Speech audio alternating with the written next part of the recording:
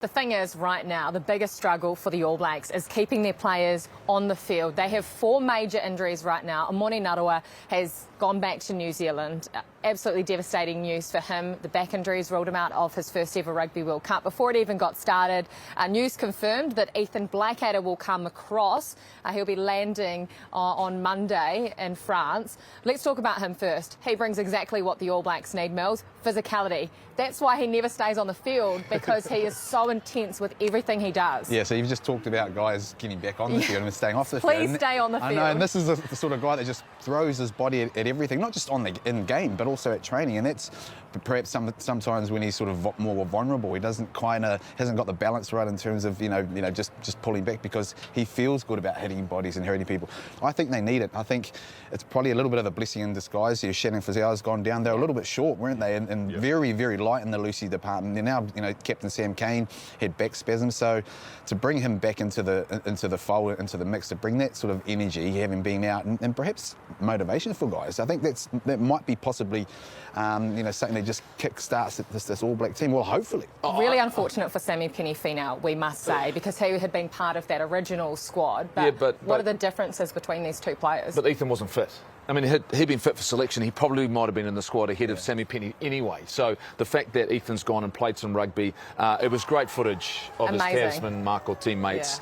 The morning of a game, he's preparing to play. No, you're off to the airport to go to France. He's so like his father, isn't he? Oh, I tell you, well, the one thing you're going to get, the one thing you're going to get from just like his dad is you're going to get effort.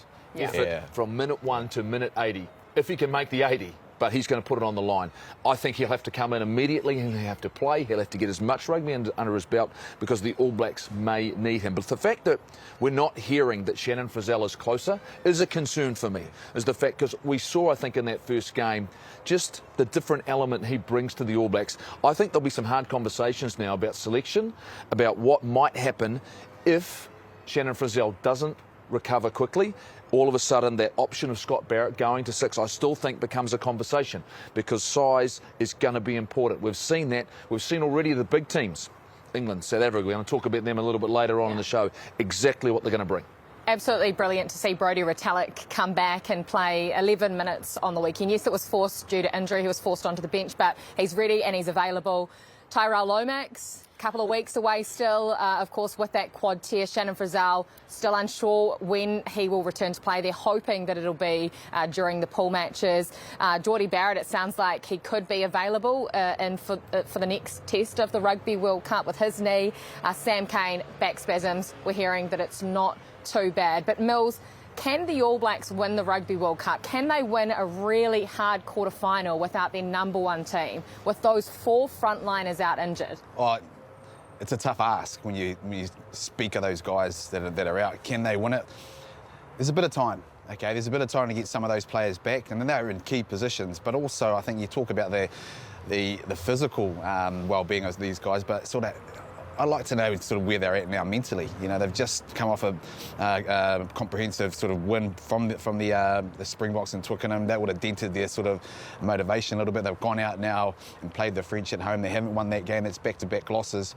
What do they get out of these next few games? And particularly, looking forward, when you go to the quarterfinals, it's about gaining a little bit more momentum, trying to get that momentum back, but also getting a lot of those healthy guys back, so that, because it does become that, it now becomes all about that quarter-final. Why it's important for me is the fact that we'd started to build these great combinations, and all of those combinations, you think about the midfield, you think about the front row, the loose forward trios, all of those combinations are now gone because we've got someone out from all of them. So how hard is it for them to come back in? And we need to elevate our performance collectively as a group.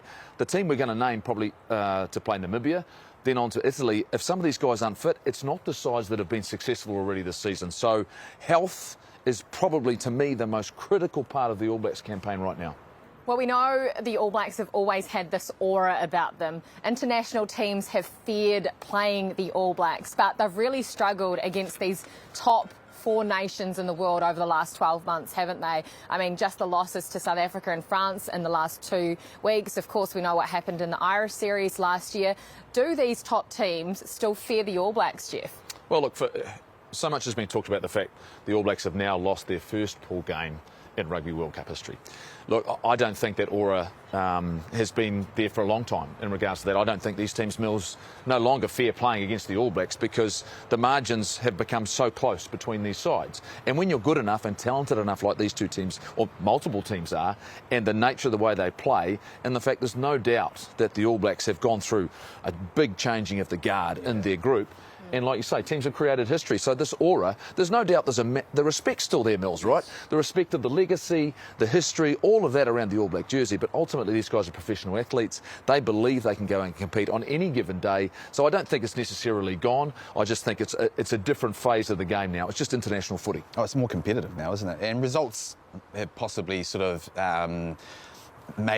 had this effect on it. I mean, I don't think in the All Black environment, regardless of whether you're succeeding or not, you don't talk about the aura. I mean, there are moments in the game, and that's probably where you're sort of seeing now, where you look across, you're winning a big moment, you can actually see the opposition think far out. There's a little bit of doubt in there. You probably haven't got that now, given those sort of the results. But in terms of the aura, the respect's still there. If anything, with this current team at the moment, they've gone through a lot of that adversity. They've gone through those losses, and so it's no different. You talk about those guys that are coming into the environment. The young guys, they won't necessarily feel that expectation because it's something new. This is something new to them. They've come off sort of losses and had to fight their way back in. Where in yesteryear it was all about that. We've had a good part of history behind us. I still believe we've got that. It's just now about that. Like I mentioned before.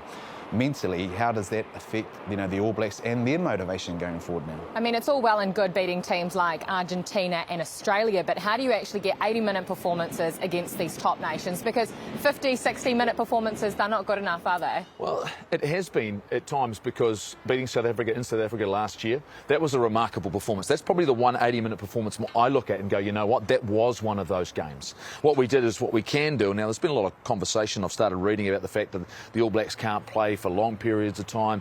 But if we get 20 minutes right, now, just before half-time against France, if we'd nailed a couple of key moments, it would have put them under pressure. Those are the things at the moment are letting the All Blacks down, is when we do get opportunities in big games and there are moments we're not nailing those. And that's the question marks we have to have over performances right now. So that's concerning. Well, there's no doubt about that. They'd be concerned about that. If I was playing in that team, I'd be concerned because ultimately that's not taking the opportunities. And the All Black teams have always been, if we're on for 20 minutes, we can accumulate points very, very quickly. And Ian Foster said after that match against France that there were a few home truths. Is that what he's talking about, Mills, not being able to finish off all of those opportunities? That is a big, massive part, but also moving on from not finishing that opportunity. It's almost like, okay, they haven't nailed that, they've gone to the change room, they're on top of them. You're seeing the French tire, but they've almost gone in and put themselves back under pressure, thinking, oh man, we missed that opportunity, we've got to get ourselves back in the game, play more. And they're not, it just seems like they're not kind of thinking on the bigger picture, whereas teams in the past have gone in and let that go. Let's let it go now. Let's restart again, go back out there and win big moments, and also, focus on those big moments. Not go in and go, oh man, well, I've lost that battle now. There's a moment that we've kind of lost, and dwell on it. And I sometimes think that's where the All Blacks are at the moment. Then they just keep trying a game plan, keeping it a game plan. Meantime, it's not working. They're not prepared to actually change it because they've put themselves on so much pressure to say, okay, it becomes tunnel vision. And that's what we're not seeing at the moment. We've got a good team. We've got a team that are clinical when they get themselves in the right place. The skill execution is good, but it's here. Yeah. This is in the communication about it. Our long kicks. I mean, we've got to get to a stage where we have to adapt. We have to win the mental game. Yeah. That's what we have to win. We talk about the top 2 inches. It's constant. That's the one thing at the moment. How do you grow that? Well, you've got to have your experience step up. And what we've seen, a number of injuries, guys. There are points, there's some inexperience in the group. So they're going to have to make some adjustments, or they're going to have to come up with a formula to keep themselves on point. Can I just ask you too, are you missing JK? Are you missing him niggling you across the desk, Jeff? Sometimes it's quite nice for it not to be constant from Sir John Kirwan. Well, if you're all sitting there wondering, where is Sir John Kirwan? Him and Carlton Anna are both in Paris, and they were there in France, Stade de France, for that opening match. Well, KT, I was on the sideline, man. It was just the atmosphere. Like an hour before they were singing, you were upstairs doing the world feed. How was that? Oh, it was immense. Like, I think we always thought and knew that it was going to be some type of event, but to actually be there and experience it. And hour before kickoff, JK, the crowd's in there singing Alele Bleu, and it's just something different and unique, as you know, being here. But for you, you've been to a few World Cups. How does this one rank in terms of the atmosphere and how it kicked off on game one? I just felt really privileged last night to be on the sideline. I was here when they had the last one. I was still coaching Japan, and rugby just seems to be getting this growth to it, But I just thought the crowd was amazing. They were just partying the whole time. So the atmosphere was amazing, but the heat, man. Yeah. Like the heat, there's no excuses because both teams have to play in it, but both teams would have suffered because it was like this blanket, there's this humidity. So, for me, I just think it's a great way to start the tournament. As an All Black fan, I'm not happy, That was a bit hard, but, you just got to go, well, we now need to get some rhythm into the quarterfinals, but what a great way to start. Everyone left happy, so it's all good. I think for the tournament, in terms of the tournament, I think it was a great way to kick it off. As All Black fans, absolutely terrible. For you though, like thinking about the All Blacks and the performance, what was your sort of view on it? It was really interesting because after the game, everyone said to me, why were they kicking it? And I think it was part of the game plan. I think they were kicking it back and forward, not kicking it out, trying to get those big French forwards to run. And I thought it had worked. Yep. End of the first half, I thought they were out on their feet. But then in the second half, we just didn't have any possession. Bit of discipline. I think the two things that I think the boys will be talking about together, discipline. That was a harsh one, but Will probably just needed to pull out of that, right? So he did have his eyes on the ball, but that's the way it is. And then, I think, what was it, 15-4 or something, the penalty count? Yeah. Something like that. So you can't play a game like that. Yeah. And the other thing I think they'll think about is they got a bit of red head on, late. They're just like, let's try and win this. And so there was a few sort of errors in their individual skills under pressure, which I think they can look at and say, well, what we should have done different. But everyone's a bit worried last night, but I'm not worried at all. I just think it's going to come down to that one-off game. They have a good game against Italy, though. Yeah. But the thing is too, like we've got a lot of heavy hitters out with Geordie Barrett and Brody came back late. He was very good to go, and Shannon Frizzell, Lomax. So if we think about in terms that we lost the skip just pre-kickoff, which is another thing they had to get to negotiate. But I mean, as we go into the tournament, I think that's one thing I got out of talking to Fozzie. You have to be good for quite a long amount of time, and I think if you get those guys back, whether it be incrementally or in one hit, then it changes the whole scope, I think, of our team, doesn't it? Oh, totally. And I think the interesting thing for me is Naredo going home. Do you bring another loose forward? Do you bring Blackadder over, rather than another winger? They always get rid of us wingers, mate. always gone.